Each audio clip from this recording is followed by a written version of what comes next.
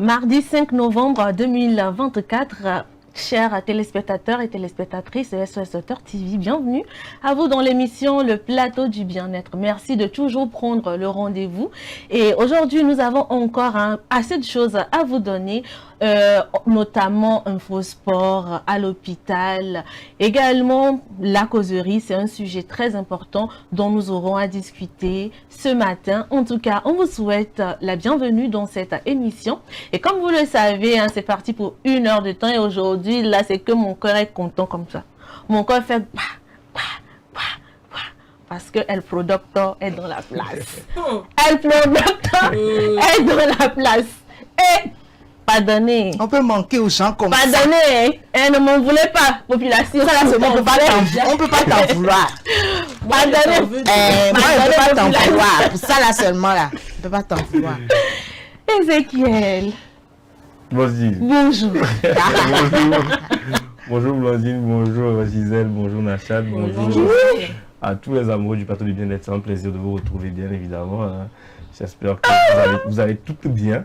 J'espère que vous allez tous bien aussi, les téléspectateurs. En tout cas, moi, ça va très très bien, voilà, en pleine forme. En tout cas, on est très content. C'est bon. Blandine, c'est bon. Pourquoi tu ne veux pas m'aider? Très comment? C'est bon. C'est bon. C'est moi-même mon producteur.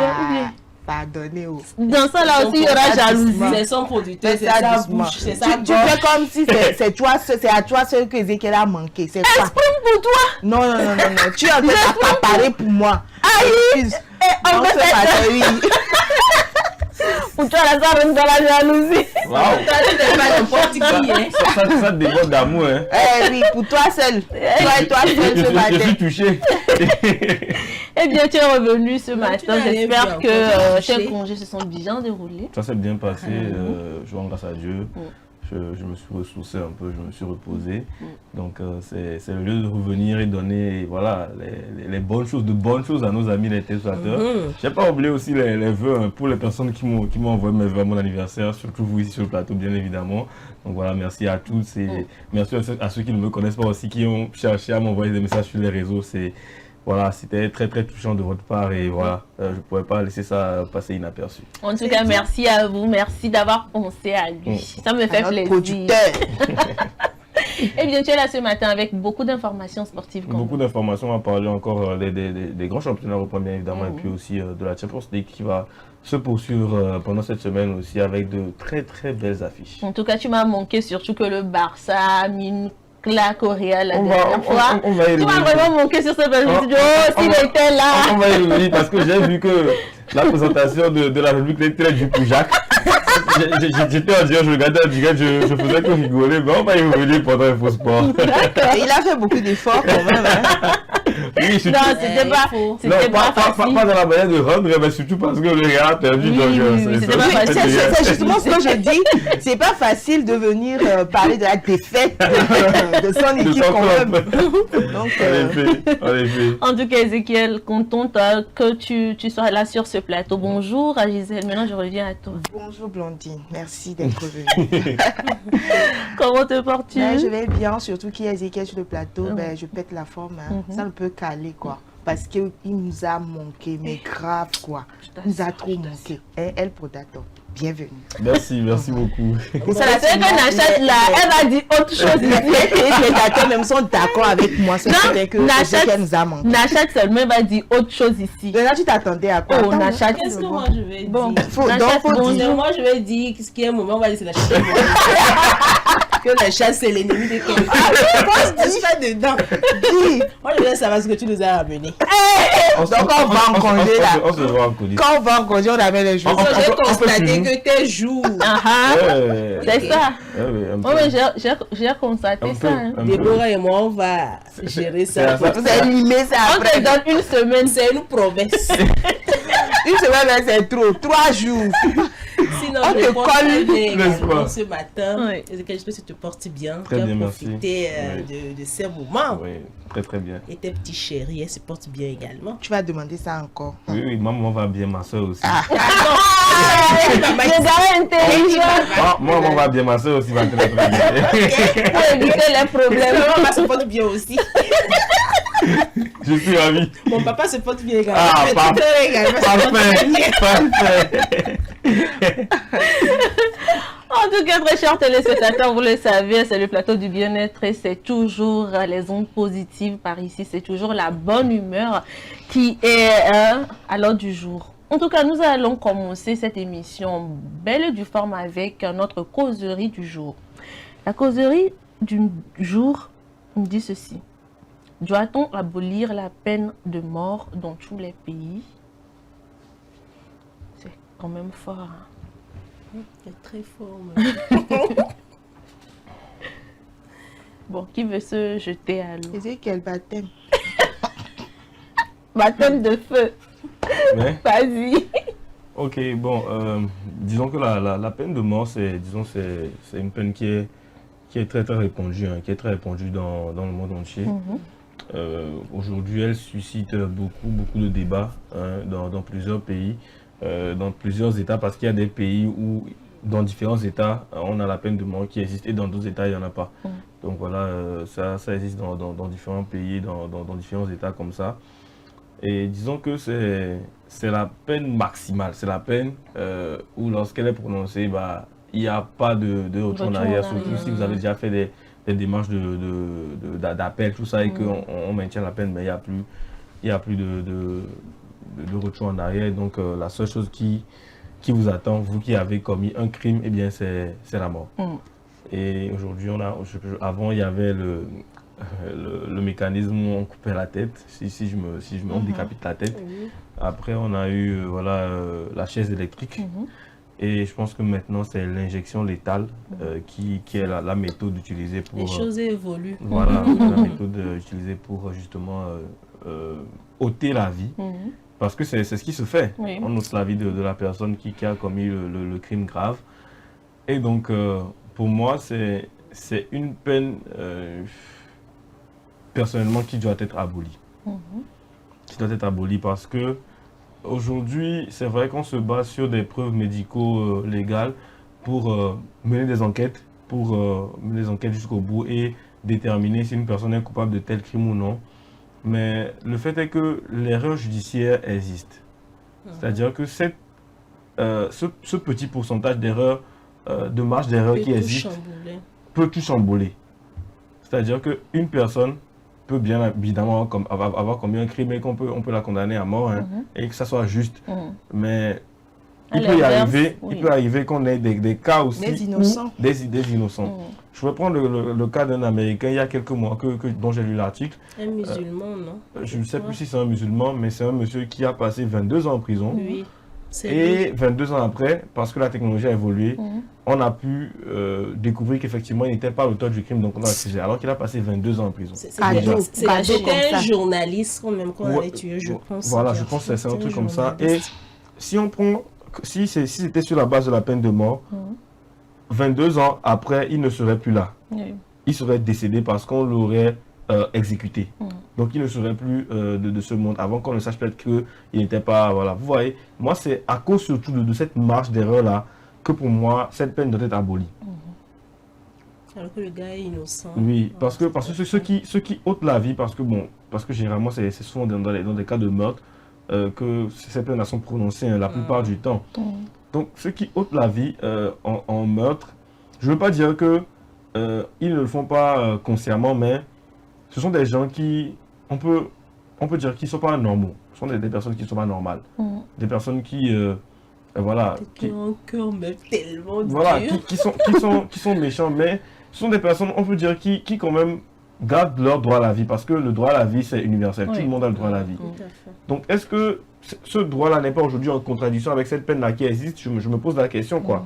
Donc, je me dis que si on met dans la balance le droit à la vie, et on met dans la balance le fait que l'erreur judiciaire aussi existe, parce que dans des infimes cas ça existe, et on met à côté le fait que, voilà, c'est vrai que lorsqu'on tue une personne de notre famille, ben, c'est plusieurs personnes qui souffrent, ça ne peut jamais égaler voilà, cette souffrance-là que les gens ressentent.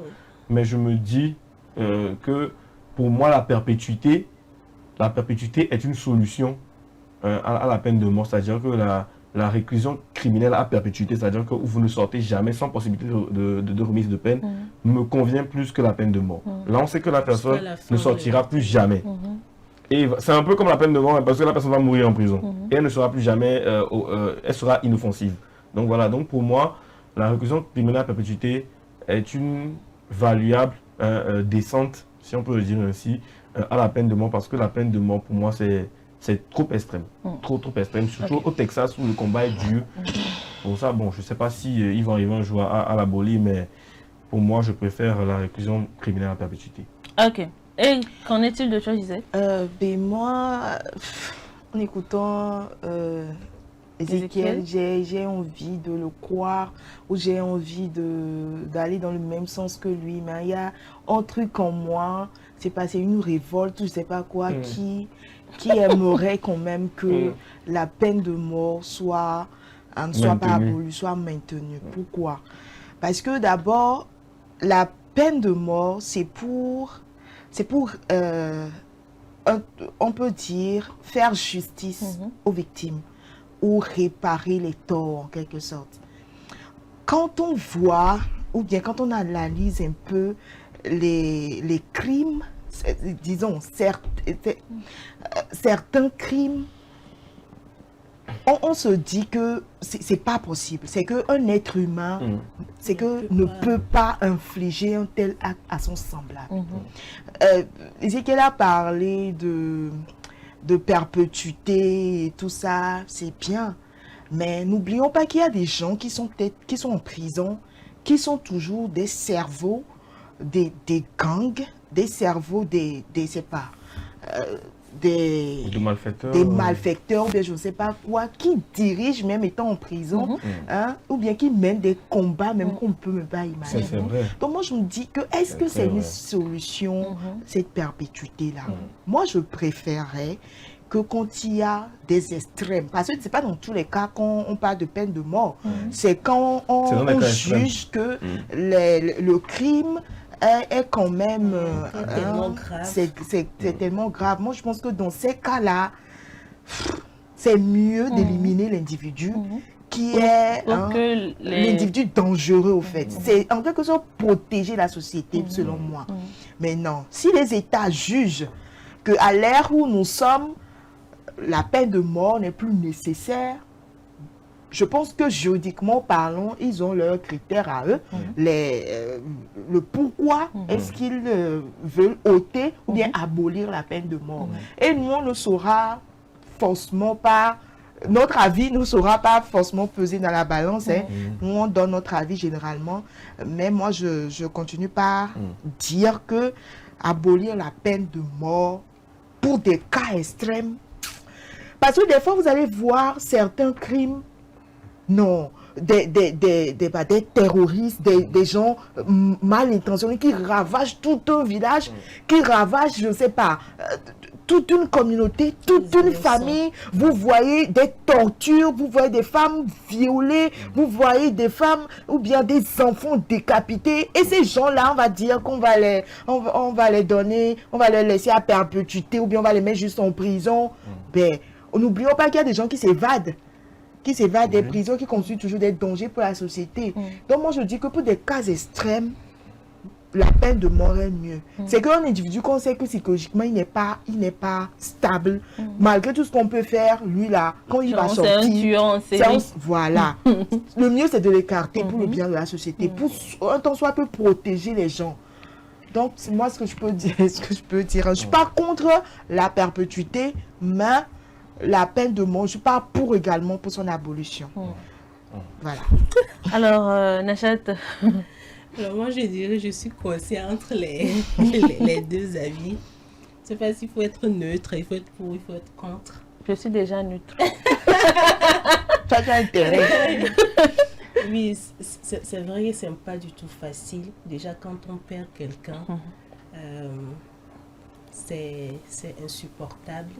Et quand on voit quelqu'un, ça dit que toi, tu as tué quelqu'un de ma famille, par exemple, sortir, voir déjà le visage de cette personne-là. C'est pas du tout facile. Même à son pire ennemi, on ne le souhaite jamais. Mais de l'autre côté, s'il faut bien réfléchir également, est-ce que tuer cette personne également, bon, moi je dirais, si je reviens dans la société pour se venger, on ne va pas aller sur le terrain justice d'abord, pour se venger d'abord, est-ce que ça va nous soulager? Ça soulage des... Pas dans tous les cas. Pas dans tous les cas, parce que déjà, lorsqu'on n'a pas un cœur qui... Je ne sais pas comment expliquer ça. Toi-même, tu t'es vengé, mais tu n'auras pas une conscience tranquille. Ça serait très compliqué. Toi, mais tu vois l'acte que tu as posé, mais tu n'es pas ce genre de personne. Mais tu as la soif de te venger en réalité. fait, moi, je pense que c'est pas le fait de se venger soi-même, mais que la justice prenne en main ce qui s'est passé et que le fautif, si l'acte est jugé extrême, qu'on puisse oui, là, je suis sur le terrain, c'est-à-dire qu'entre nous, dans la société déjà, avant d'aller sur le terrain, parce que déjà, lorsque ces situations se passent en réalité, lorsque le problème se pose en réalité, et qu'on ne se retient pas, c'est difficilement, on va aller dire, bon, juger cette personne pour moi, déjà même, on a la rage de se venger. Tuer même cette personne.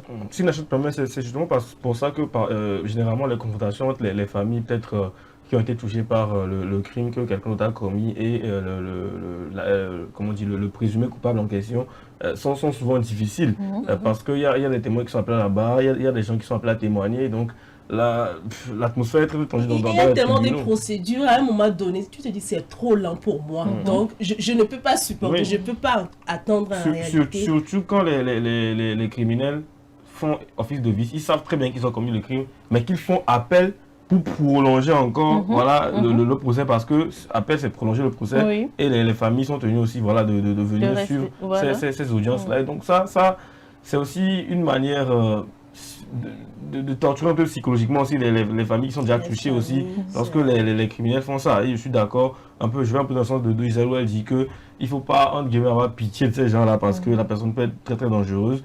Mais moi je mets toujours dans la balance. Prenons 1000 personnes aujourd'hui qui sont dans le couloir de la mort, parce que c'est comme ça qu'on appelle le couloir de la mort, les personnes qui sont condamnées à mort. Disons qu'environ 50% de ces personnes, non pas 50%, 5% de ces personnes sont possiblement innocentes. Vous savez combien de personnes? Ça fait 50 personnes qui sont innocentes et qui vont peut-être perdre la vie.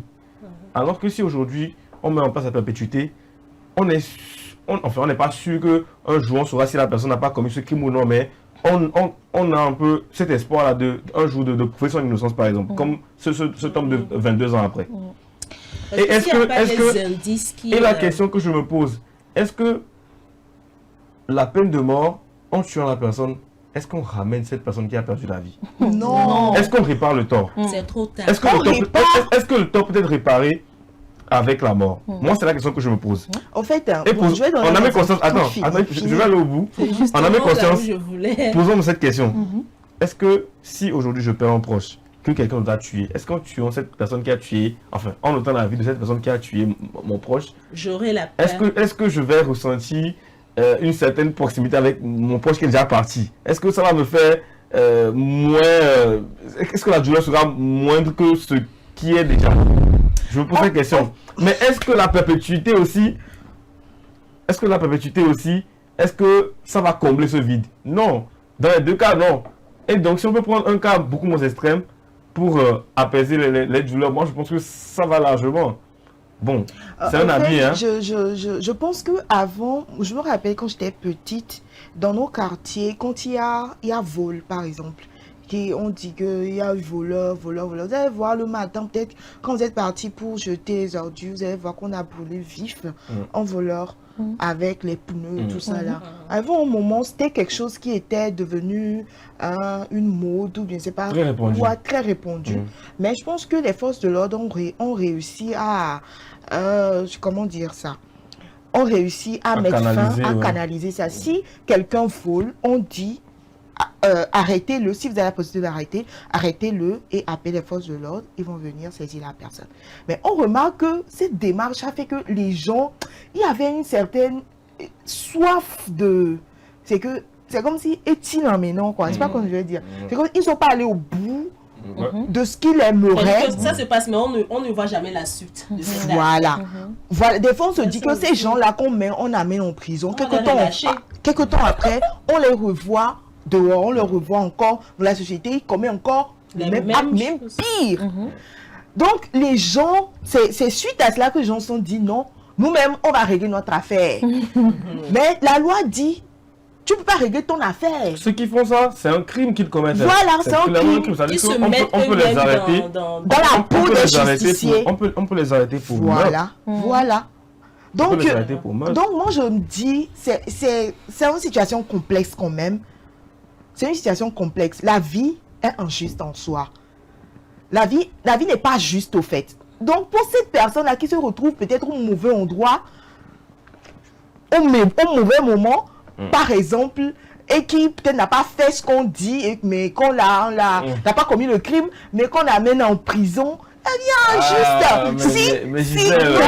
Attendez, si au milieu de tout ça, Dieu est là. Personne ne va pas mettre en doute l'existence de Dieu. Il y a des situations où je suis désolé, mais Dieu n'est pas intervenu. Il y a des gens qui sont condamnés à mort. Il y a plein d'histoires. Il y a plein d'histoires où des gens ont été mis sous la chaise, comment dit-on, chaise électrique ou encore ont été décapités. Et après, on a su qu'ils n'étaient pas coupables. C'est la vie. Excusez-moi, mais c'est la vie. On va pas. Parce qu'on oublie, c'est la vie. Mais après, toi-même, ta conscience. Non, conscience quoi, ma? Arrêtez ça. Moi, je suis en train de parler des cas extrêmes, au fait. Quand tu vois toute une famille décimée par un individu, et c'est tout individu te dit d'avoir compassion, si tu n'as pas un cœur assez souple, un cœur flexible dans lequel Dieu existe, Dieu siège, en fait, tu vas ne avoir compassion. De quelqu'un, on parle de quelqu'un qu'on a peut-être tué par exemple. Après, on a su que la personne est innocente. Oui, c'est ce que je dis. Et puis, pourtant, on s'est pressé rapidement à faire des choses plus rapidement et puis se débarrasser de la personne. C'est vrai que c'est de ça que nous parlons en réalité. Bon, notons que le temps que les gens passent dans le couloir de la mort est un peu long. Hein. Oui, parfois, c'est des dizaines d'années que les gens passent. Parfois, c'est des vingtaines d'années que les gens passent dans le couloir de la mort. Et je pense que c'est aussi dans l'optique d'être sûr à 100% que cette personne-là est coupable de son acte. Merci. Mais malgré ça, on ne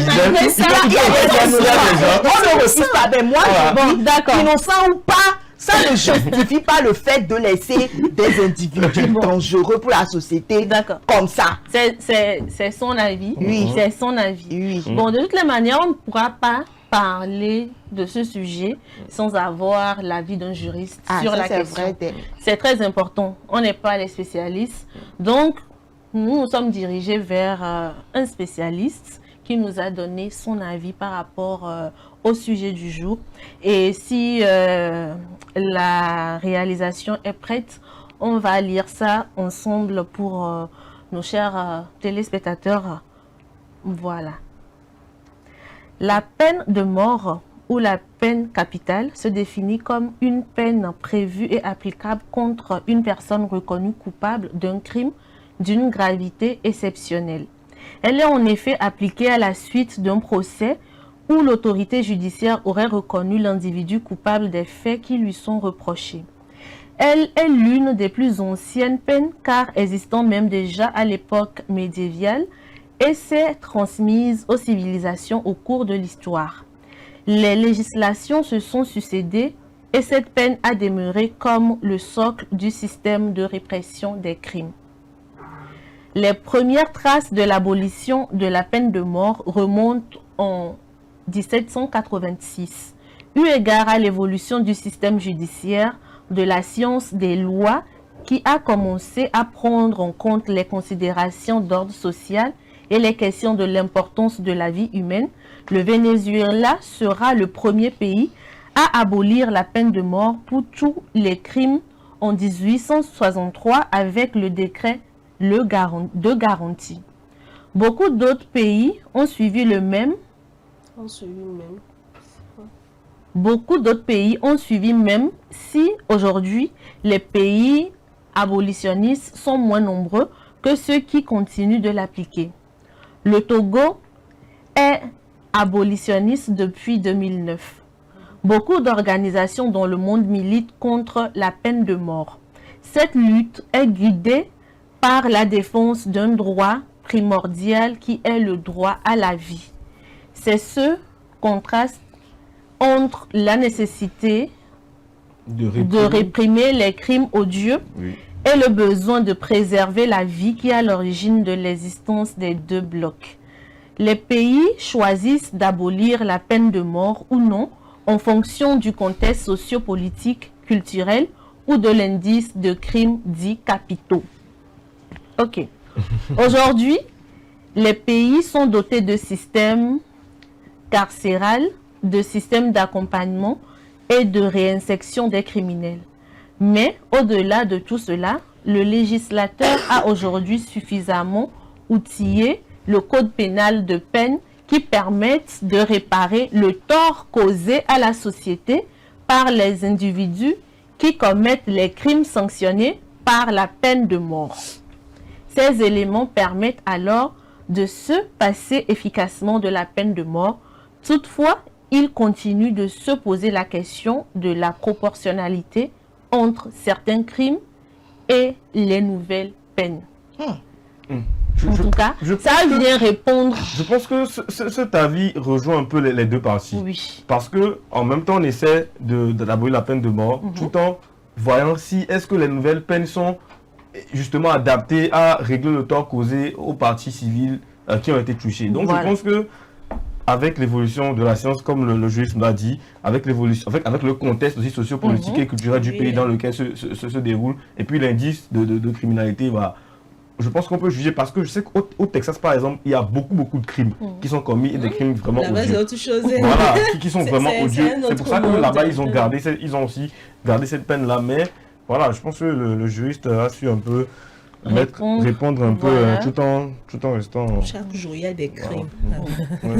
Merci beaucoup à notre juriste au passage pour son intervention. C'était très important pour nous pour qu'on puisse véritablement trouver une solution à cette causerie de ce matin. Et c'est d'ailleurs ce qui met fin à cette causerie. Le juriste a parlé. C'est mieux. C'est bon. Nous allons donc poursuivre avec l'info du jour.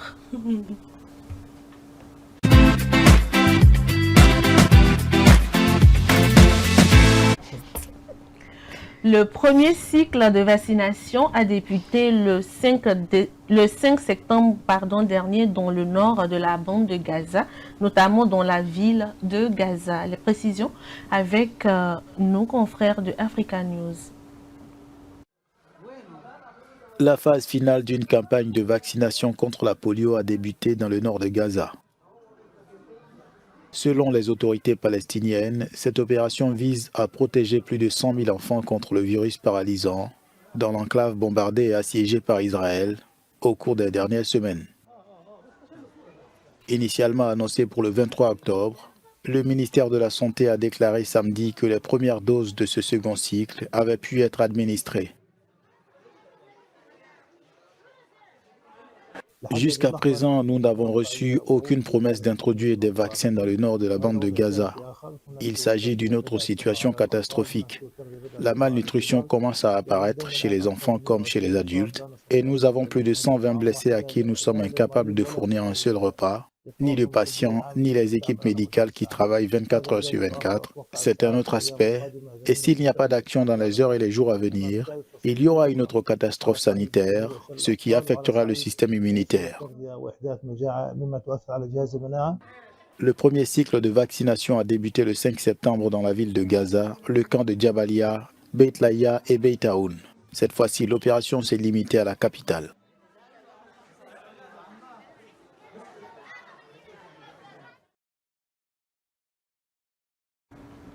Voilà, c'était donc la deuxième partie de la vaccination contre la polio du côté de Gaza. Et c'est donc tout pour l'info du jour. Nous allons marquer une pause et revenir juste après.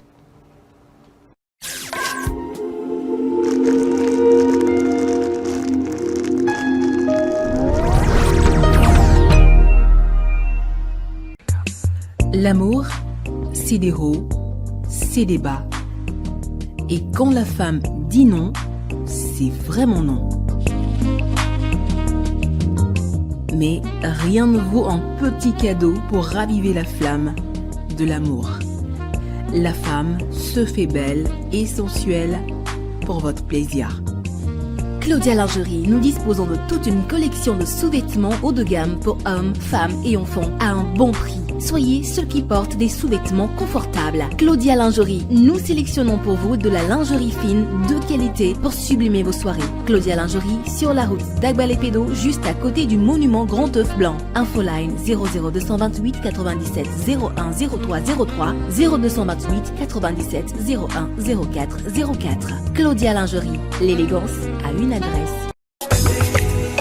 M-Afrique, association internationale des médecins pour la promotion de la santé en Afrique, première ONG internationale d'origine africaine spécialisée dans les actions médico-chirurgicales humanitaires. M-Afrique, c'est la promotion de la santé et l'éducation pour tous en Afrique. M-Afrique est membre du Conseil économique, social et culturel de l'Union africaine, le COSOC UEA, également accrédité à le COSOC ONU. Les médecins de M-Afrique, présents en Afrique et en Occident, réalisent chaque année plus de 2500 opérations chirurgicales et 25 000 consultations médicales spécialisées gratuites en zone rurale et périurbaine en Afrique. M-Afrique, c'est la formation continue des acteurs de la santé, la recherche, les missions médico-chirurgicales, humanitaires, foraines gratuites, la lutte contre les maladies transmissibles et non transmissibles, la promotion de l'éducation pour la santé, le développement communautaire.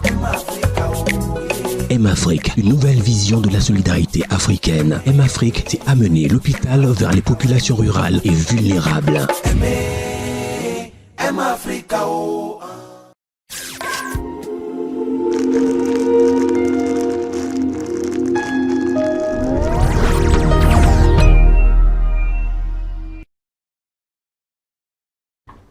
Voilà, nous sommes de retour dans cette émission. Nous allons bel et bien la poursuivre et place à présent à Infosport.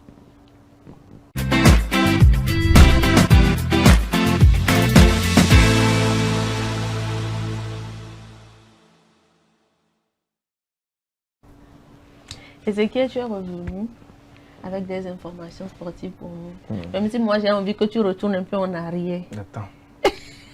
On va faire ça bien.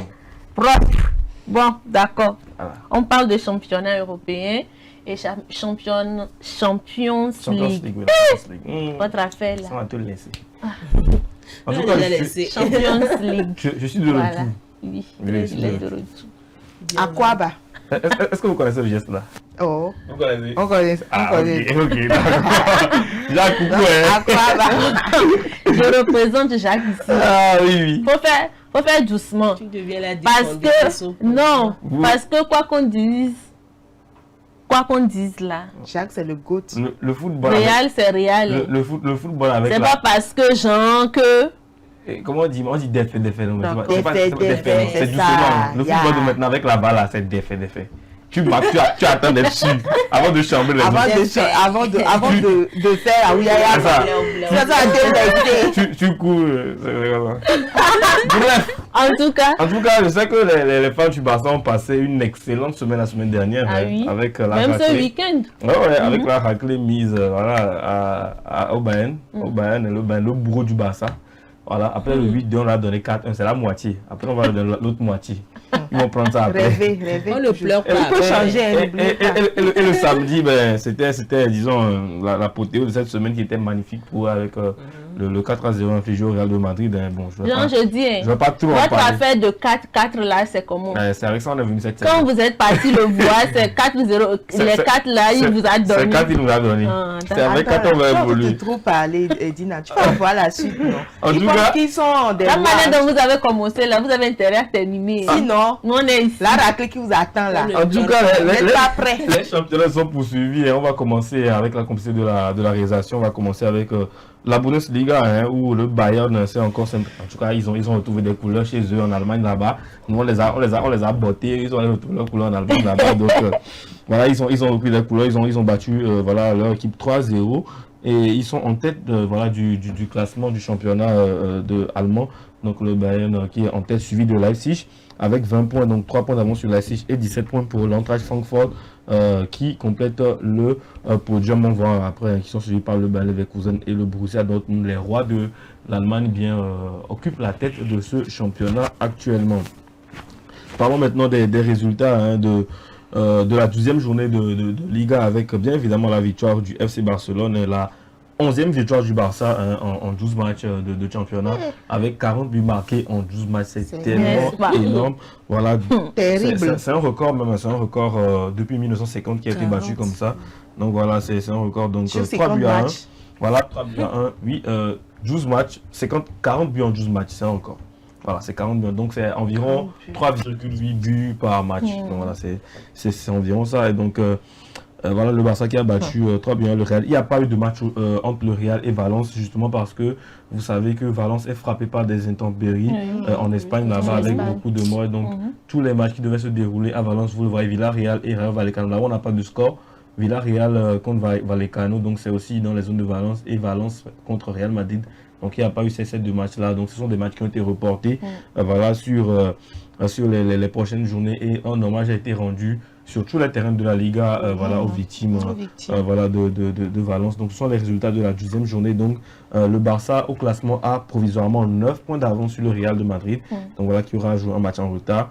Le podium qui est complété par l'Atlético de Madrid qui a battu, si je ne me trompe pas, Las Palmas 2 buts à 0 avec un but de Sorloth voilà, qui a retrouvé des couleurs et puis un but du fils de l'entraîneur. Alors c'est une belle histoire, il faut que je vous la raconte. C'est le fils de l'entraîneur de l'Atlético de Madrid qui a 20 ans aujourd'hui. En 2004, son père l'avait déjà emmené sur le terrain où il coachait déjà un peu. Et donc il était encore bébé, il avait pratiquement 1 an. Et 20 ans après, il a porté le maillot du club de son papa et il a marqué son premier but à 20 ans en Liga. Donc voilà, c'est la belle histoire un peu voilà, de ce week-end. Notons que son frère qui s'appelle voilà, Giovanni Simeone qui joue de l'Italie. Donc voilà, les deux fils de l'entraîneur sont devenus professionnels, joueurs professionnels. Donc voilà, c'est la fierté de Diego Simeone, l'Argentin. Alors parlons maintenant de Première Ligue un peu, hein, la 10e journée de Première Ligue aussi qui a été très mouvementée parce que les gros sont tombés, comme on dit, les grosses têtes de la Ligue sont tombées, notamment Arsenal qui a été battu 1 but à 0 par Newcastle. Manchester City de Pep Guardiola qui s'est aussi incliné à l'extérieur face à Bournemouth. Voilà, vraiment les grosses têtes sont tombées avec le choc du week-end. Man U et Chelsea qui se sont affrontés, qui se sont tournés le dos, donc un but partout entre ces deux équipes-là. Comme vous le voyez, donc on voit que Liverpool est en tête du classement avec 2 points sur Manchester City, suivi. La surprise un peu de ce début de saison qui est Nottingham Forest, pardon, qui complète le podium, donc qui est 3e, suivi de Chelsea et d'Arsenal 4e et 5e respectivement. Donc voilà, c'est un peu les informations sur la Première Ligue. En Serie A aussi, il y a eu beaucoup de matchs très intéressants avec la Juve qui s'est imposée face à l'Udinese. La surprise, c'est Naples qui a été battu 3 buts à 0. C'est le club où justement Giovanni Simeone, le fils de l'entraîneur dont je parlais tout à l'heure, donc ils ont été battus 3 buts à 0 par l'Atlanta avec un doublé du Nigérien Ademola Lookman, voilà, qui est, voilà, disons, pressenti pour finir ballon d'or africain cette année avec le titre de championnat européen remporté, de l'UEFA Europa League remporté avec l'Atlanta face au Bayer Leverkusen de la saison dernière. Donc il est pressenti un peu ballon d'or africain cette année. Et aussi l'Inter qui a battu voilà, Venezia 1 but à 0 à domicile. Donc au classement, voilà, Naples, malgré la défaite, qui garde la tête du championnat, suivi de l'Inter à 1 point et de l'Atlanta à 3 points. Donc voilà un peu le podium de la Série A, suivi de la Juventus qui est voilà, 6e du championnat italien. Alors maintenant, je vous amène maintenant en France, en France où voilà, il y a aussi de très belles affiches, même si c'était moins spectaculaire que dans les autres championnats. On a eu voilà, le match entre Monaco et Angers. Monaco est tombé pour la première fois de la saison. Donc face à Angers, 1 but à 0. Le Paris Saint-Germain qui n'a battu que d'un petit but d'écart Lens, 1 but à 0 aussi, voilà, sur un but d'Ousmane Dembélé. Et le choc voilà, de la journée en Ligue 1 qui s'est déroulé entre Nantes et Marseille. Donc c'était un match très palpitant où voilà, Marseille a fini par s'imposer vers la fin du match grâce à un but de leur buteur maison Greenwood, donc voilà, qui a réussi à donner la victoire à Marseille. Donc au classement, on peut observer Paris qui est en tête avec 6 points d'avance sur Marseille, donc 26 points et 20 points pour Marseille. Monaco qui complète comme le podium malgré sa défaite à 20 points, et donc suivi de Lille et de Nice qui complète voilà, les places européennes avec Lyon. Donc voilà, c'est un peu ce qu'on peut dire par rapport au grand championnat européen. Nous allons parler aussi un peu des matchs de la Champions League cette semaine. Il y aura beaucoup d'affiches, beaucoup de chocs. Si je prends par exemple le match entre Liverpool et le Bayern Leverkusen, ça va être un très beau match. Voilà, parce que c'est deux équipes qui sont en forme. On aura aussi le Real face à l'AC Milan. Le Real qui n'a pas joué ce week-end va retrouver les pelouses aujourd'hui, voilà, face à l'AC Milan. Donc ça sera à 19h45 si je ne me trompe pas. Et aussi voilà, d'autres matchs comme le Bayern face à Benfica ou encore le Paris Saint-Germain face à l'Atleti. Ça va être très intéressant. N'oublions pas aussi Inter, voilà, Arsenal, c'est voilà, des affiches alléchantes pour les amoureux du football européen. Voilà, ça va être très palpitant cette semaine encore en Champions League. Maintenant, information bonus. D'accord. La semaine qui vient là, on a match. Le Togo a match. On a match décisif. C'est-à-dire que le Togo joue à Monrovia. Le Togo va jouer à Monrovia le 13 novembre. Donc le Togo va jouer à Monrovia. On va se déplacer à Monrovia. Et c'est un match décisif parce que c'est la 5e journée de qualification.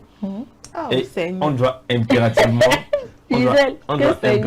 battre le Libéria pour rester dans l'espoir de se qualifier et espérer dans le même temps que la Guinée équatoriale fasse un mauvais match contre les Algériens. Donc on espère que les Algériens ne vont pas lever le pied et qu'ils vont quand même battre voilà, ces Guinéens là avec. Voilà, on sait ce qui se passe en Guinée. On va les battre. Donc ils sont un peu, les Guinéens sont un peu chamboulés. On profite de la situation. Et puis c'est bon. Algérie, on compte sur vous. On va profiter de la situation bazardesque. Voilà, pour essayer de passer nous. Donc voilà, il y aura un match le 13, donc c'est le mercredi prochain, et un autre match le dimanche 17 si je ne me trompe pas. Donc ce sont les 2 derniers matchs de la qualification. Donc on espère que le Togo pourra s'en sortir d'une manière ou d'une autre. En tout cas, on commence pas à prier dès maintenant. C'est ça que j'allais dire. Ceux qui croient en Dieu, priez. Une chose est sûre, si encore vous croyez là, commencez pas à prier, c'est ça. Seulement. Oui. En tout cas, on aura l'occasion de reparler le mardi prochain avant le match. On aura un peu voilà, les contours, les joueurs qui seront sélectionnés, tout ça, on en parlera. Et puis, on espère bien évidemment que tout va se qualifier. Ça va aller. Découragement n'est pas togolais. Jamais. Ça va jamais. Merci beaucoup Ezekiel pour toutes ces informations sportives. Nous allons encore marquer une pause et revenir juste après. Sur ce plateau, dans cette émission, et tout de suite à l'hôpital.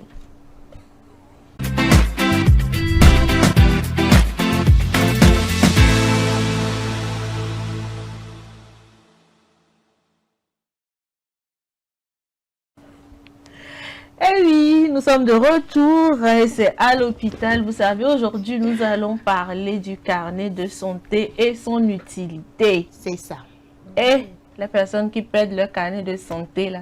Aujourd'hui, là. Après, vous rentrez à l'hôpital, on ne sait même pas quel traitement vous avez eu à suivre avant. Ça chacalise, comme le dirait ma petite soeur, ça chacalise les médecins là-bas. Vous voyez, vous donnez du double travail. C'est quand on tombe malade, à tout moment, quand on tombe malade, on doit payer un nouveau carnet. Alors, c'est une mauvaise habitude. C'est ça. Chaque fois qu'on tombe malade, des fois, tu te retrouves avec 20 carnets. C'est pas bien. Mais bon, je voulais vous poser la question, c'est quoi un carnet de santé? Mais je vois que vous savez déjà ce que c'est, mais ça ne gâte pas. Si vous allez quand même pouvoir me dire, c'est quoi un carnet de santé? Je ne sais pas. Bon. Moi, on peut dire que c'est disons, un document qui peut permettre, par exemple, de suivre peut-être l'historique médical d'une personne. C'est-à-dire que on sait si peut-être la personne a déjà eu telle maladie, comment ça s'est traité, voilà, en quelle année, est-ce que, voilà, je sais pas. Un document qui retrace un peu les informations médicales. Vous êtes fort, voilà. Vous êtes fort. Tu penses qu'on est assis ici pour rien. Vous êtes fort, vous êtes vraiment sur une chaîne santé. C'est ça. Quand vous parlez, c'est pas deuil. C'est ça. On n'est pas assis ici parce qu'on doit s'asseoir. On n'est pas humble. C'est ça. Humilité son papa. C'est un carnet médical. Alors, le carnet de santé pour nos chers téléspectateurs, c'est un document qui retrace les informations médicales liées à une personne. Alors, chez nous en Afrique, de façon générale, c'est aussi un carnet de consultation. dans lequel le médecin fait ses observations sur le patient et note le diagnostic. Quand vous allez à l'hôpital, le médecin vous reçoit. Vous avez votre carnet de santé. C'est dans ça que le médecin va noter ses observations. Quand il pose un diagnostic, il va le mettre, il va mettre ses prescriptions, tout ce qu'il y aura à vous faire comme traitement, il va le noter. Alors, quel est le rôle même du carnet de santé ou quelle est son utilité? Nous devons savoir que c'est un document qui énumère les éléments d'information médicale, comme on vient de le dire dans la définition, les informations médicales nécessaires au suivi de la santé du patient. Son utilisation est réservée uniquement aux professionnels de santé. C'est-à-dire que toi, le patient, tu ne peux pas venir te lever, prendre un stylo que tu veux noter quelque chose. Non, c'est réservé uniquement aux professionnels de santé. Tu vas expliquer ça. Le carnet de santé fait partie intégrante de la prise en charge du patient.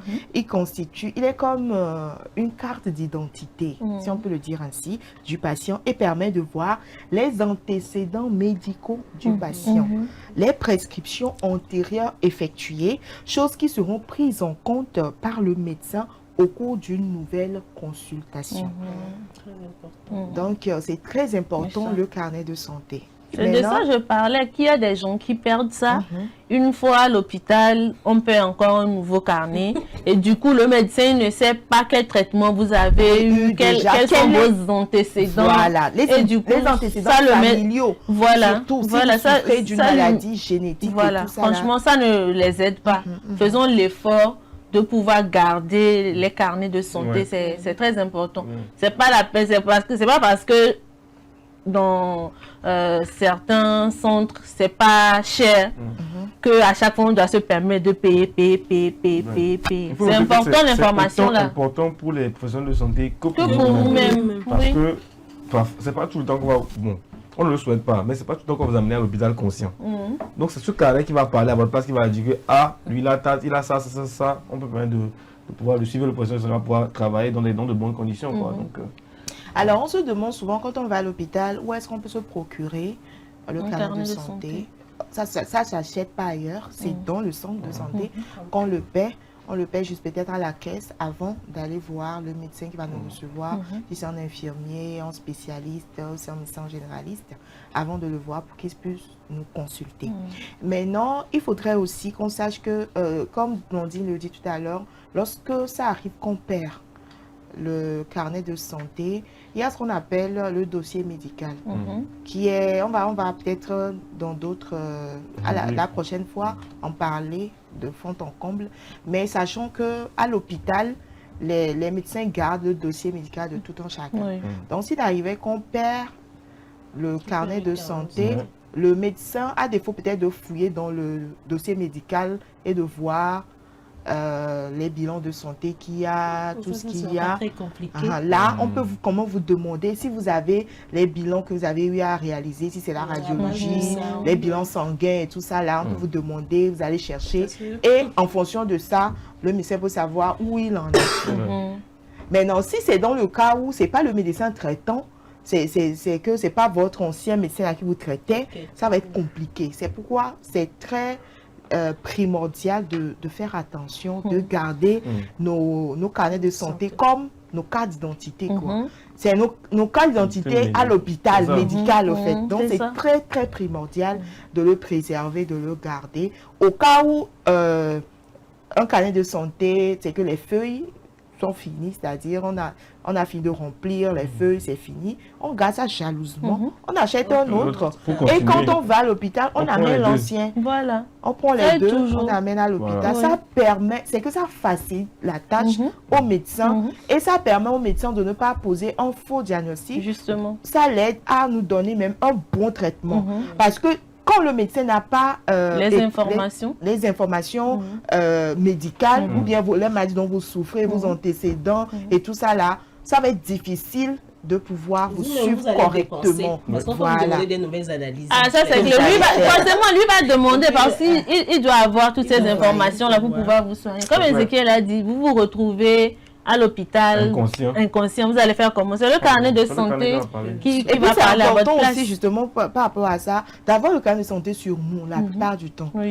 c'est pourquoi j'ai dit que c'est comme une carte d'identité.